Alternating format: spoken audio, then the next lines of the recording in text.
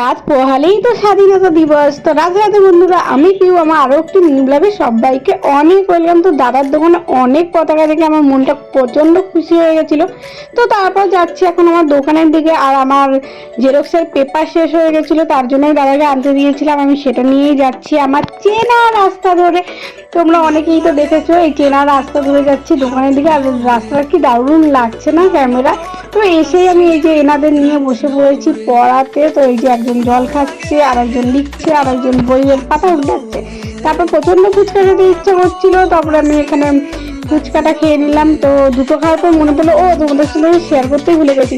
তারপরে এই যে চুরমুরটা খেতে আমার প্রচন্ড দারুণ লাগে, তো তার জন্য আমি এখানে চুরমুর অর্ডার দিলাম।